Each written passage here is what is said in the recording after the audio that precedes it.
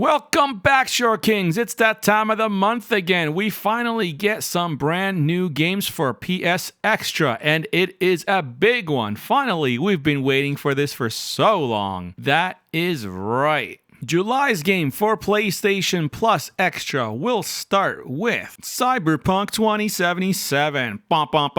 Finally, we've been waiting for this one for so long, but let's go through the games real quick. There's also ABIOTIC Factor, which I believe is a day one drop. Banishers, Ghost of New Eden, BLUEY, the video game, Planet Zoo Console Edition, Risk of Rain 2, Tropico 6, and New World AETERNUM. And for PlayStation Plus Premium, we have Twisted Metal 3 and Twisted Metal 4. If you enjoyed a video getting to the point right away without wasting your time, drop a like for the algo and subscribe for more timely news and takes. And here's the crazy part. Cyberpunk 2077 is releasing July 9th. That is today. We can get it right now. That is amazing. So if you watched the last video, it was about the prediction video, and we predicted that The Witcher 3 might go. And it's kind of rare for CD Projekt Red to have games here. So does that mean that Cyberpunk 27 is going to be replacing that? And it will definitely leave? I guess we'll find out next week. So let's talk about it. Cyberpunk 2077 is a massive open world RPG developed by CD Projekt Red. It's set in a dystopian future where corporations rule and body modification is the norm. You play as V, a customizable mercenary in Night City. You navigate crime, power, and transhumanism while being haunted by the digital ghost of Johnny Silverhand, played by Keanu Reeves. The game blends branching narratives, shooter combat, hacking, stealth, driving, and deep character build. Now, let's be honest, when this dropped in 2020, it got a lot of bad reviews. There was severe performance issues, especially on the PS4 and Xbox One. The game was nearly unplayable, plagued by bugs, crashes, poor frame rates, and broken quests. And there was so much hype, years of anticipation, led to the expectation the game simply just couldn't meet, especially given CD Projekt Red's reputation after The Witcher 3.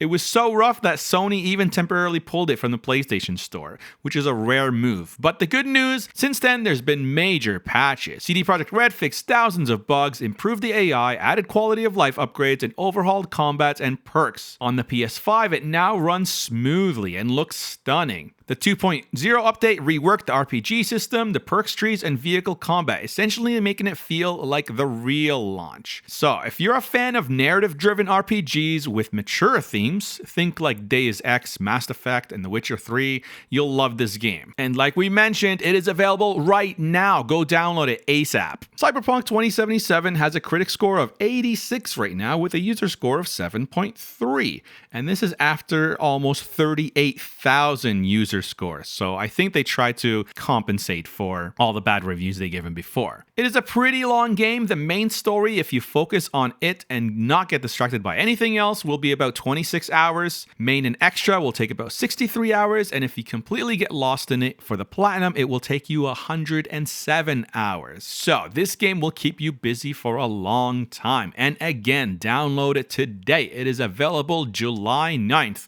This is probably one of the best games that's come to Extra in quite a while. Probably since Ragnarok. So at least we have something to look forward to play all summer long. If you want to see the list of all the short games on PS Plus Extra, join to become a member and you'll get instant access to this spreadsheet. You can sort it too, either by rating to see which games are the best rated on Extra, or you can sort them by runtime to see what other short games are on the catalog. Plus you get to see their score too. Let's move on. ABIOTIC Factor is a sci-fi survival crafting game. What is this game about? Well, you play as a scientist trapped in a sprawling underground research complex after a paranormal breach occurs. Portals to other realms open, unleashing creatures, military forces, and anomalies. Survival hinges on cooperation, cunning, and scientific innovation. The gameplay loop is basically you got 6-player co-op or solo play with mechanics based on hunger, thirst, sleep, and sanitation. Has a lot of crafting and base buildings. Players transform the office furniture and lab equipment into creative tools, weapons, and defensive bases. Crafting is intuitive and encourages experimentation, offering over 100 unique items. If you enjoyed games like Grounded, Valheim, or love the puzzles of making tools and structures, this is for you. This game is best experienced through friends, through co-op, and it's also like an indie game. I believe this is going to be a day one drop for us, and it looks pretty fun if you like these kind of games. Because this game is brand new, it does not have any ratings yet, but we can tell you that the main story takes about 28 hours, and if you want to get a completionist run,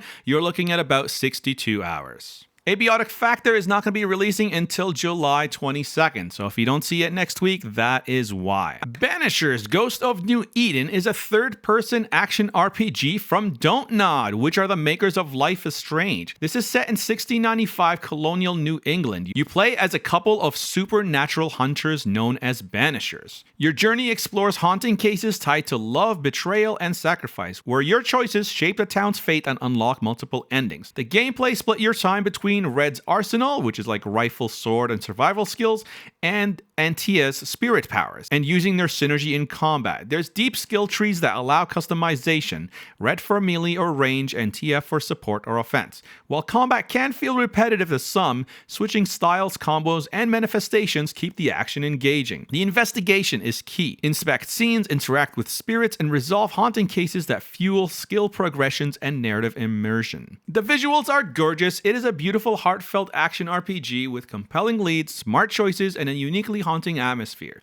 It may not reinvent combat, but its storytelling, visuals, and emotional core place it among the most memorable narratives of the year. If you love detail, supernatural themes, moral depth, and don't mind AA level combat design, Banishers Ghost of New Eden is definitely worth your time. It has a critic and user score of 78, and it takes about 22 hours to beat the main story, 48 for main and extra, and for completionist, you're looking at about 62 hours. Alright, we're not going to spend too much time on this one, but BLUEY the video game is a family-friendly adventure sandbox game based on the beloved Australian children's TV show. You play across 4 explorable areas. It has a ton of minigames and TV-inspired activities like Keepy Uppy, Ground is Lava, and Magic Xylophone. It's got collectibles and customization, and co-op play, which is great to play with your kids. Up to 4 players can join in split screen or local multiplayer. You engage in light treasure hunting narrative tied to the show, then revisit locales at will. It has some very basic platforming, if you want to call it that, and parents report that it's great for kids aged 4 to 7, but some adults will find it way too easy or short. BLUEY the video game delivers exactly what it promises. BLUEY the video game has a critic score of 56 with a user score of 4.8. Ouch. It only takes about an hour and a half to beat, but if you want to get the platinum, that'll take you 3 hours. Moving on. Planet Zoo Console Edition is a simulation game, obviously. It offers a console-friendly take on the deep, detail-heavy zoo management experience from the PC version. What's it all about? Well, you get to build and manage a fully functional zoo, populated by over 70 game species, ranging from playful otters to majestic elephants. You design habitats, care for animal needs, hire staff, and entertain guests. It has 4 story modes. We got the career mode, which is story-driven challenges around the globe, the franchise, where you manage multiple connected zoos, the challenge, which is a goal-based scenarios, and the sandbox, where you have creative freedom without financial limits. It has realistic animal behavior and welfare. Each creature has individual needs, habitat, social, environmental, that you must meet to keep them healthy and happy. This game is great for people who love simulation and management type games. If you loved games like Zoo Tycoon, Jurassic World Evolution, or Planet Coaster, this is right up your alley. It's not for everybody, but it has a pretty good critic score of 81 with a user score of 7.9. Planet Zoo takes about 34 hours to beat, and if you want to get a completionist run, it will take almost 100 hours. So that is Planet Zoo Console Edition, which is coming to Extra next week. Gearbox Publishing. Hey, that's who made Borderlands, isn't it? Risk of Rain 2 is a fast-paced, roguelike third-person shooter, and this is what it's basically about. You're a stranded survivor on an alien planet, fighting waves of monsters and surviving increasingly difficult levels. You traverse randomized, handcrafted environments, find and activate teleports to advance, or challenge yourself to go indefinitely. The game difficulty steadily increases. Stronger enemies and bosses spawn more frequently, encouraging a balance between exploring for power and rushing to avoid getting overwhelmed. There's unlockable characters, but also permadeath and roguelike progression, so the run ends on death or escape. You keep only the meta unlocks, characters, items, items, artifacts, but you lose your gear and currency. The optional artifacts can drastically change game rules, like friendly fire item choices, enemy upgrades, and adding immense replay variety. You can play it solo or co-op up to 4 players, online co-op plus split screen on some platforms. Risk of Rain 2 is an addictive blend of roguelike unpredictability, third-person shooting, and fast-paced item-driven progression. The more you play, the more survivors you unlock, and the deeper your strategies can go, making it a favorite for both solo daredevils and co-op squads. Risk of Rain 2 ratings were generally favorable, with a critic score of 85 and a user score of 8.3. As far as runtime goes, Risk of Rain 2 can be beat in 11 hours if you just stick to the main story and know exactly what you're doing, but it is a roguelite, so that's kind of misleading. Main and extra will take 44 hours, and if you want a completionist run or a platinum, you're looking at 145 hours. Hope you have some friends to play this with, because it looks pretty fun. Tropico 6 is a tongue-in-cheek city building and political simulation where you play as El Presidente, the ruler or dictator of a tropical island nation. Tropico 6 has gorgeous visuals, deep systems, and witty tone. It's a perfect pick for players who appreciate thoughtful strategy, architectural creativity, and satire. Dive in it if you're ready to rule your own banana republic, your own way. Now, personally, you can tell from all these trailers that there's almost zero gameplay, so these are games I tend to stay away from.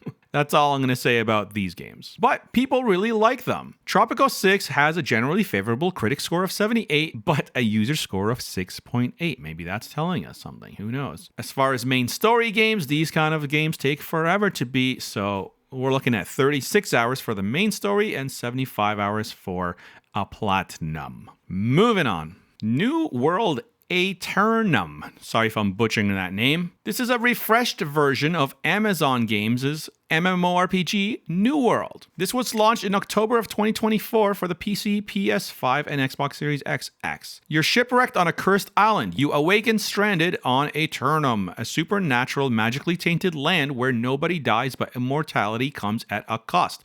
There's mystery and corruption. The island is overrun by twisted creatures and the corrupted. You unravel the island's dark secrets through exploration, narrative, and emergent drama. As far as gameplay goes, it's classless action RPG combat. It's real-time, precision-based gameplay with lock-on targeting, stamina management, and visceral hit reactions. You get to pick from 7 starter archetypes. You use a diverse arsenal of weapons and magic, swords, axes, muskets, staves, gauntlets, with full flexibility to switch loadouts mid-adventure. There's crafting, gathering, and economy. You can engage in robust trade skills like weaponsmithing, cooking, musical busking, fishing, and home building. It has solo, co-op, and PvP, like 10-player raids, PvP zones, outposts, arena matches, and fully cross-platform play. New World AETERNUM has a rating of 75 with a user score of 6.9. As far as runtime goes, we're looking at about 87 hours. This is not a short game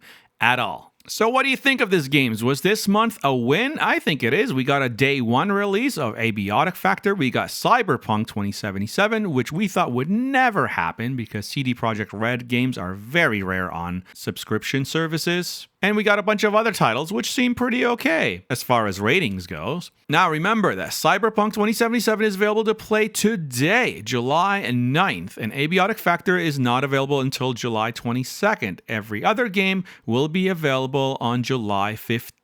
Which includes the premium games Twisted Metal 3 and Twisted Metal 4. This is all part of PlayStation Plus's 15th anniversary. So if you really liked Cyberpunk and wanted to get Phantom Liberty, you have a 30% discount right now that is going to be running until July 23rd. So if you want to get the game for free through Extra and then you want to get Phantom Liberty to buy, you can do that. I don't know why you would do that because the second the game leaves Extra, you're going to lose access to the DLC. That's kind of a weird position to be put in.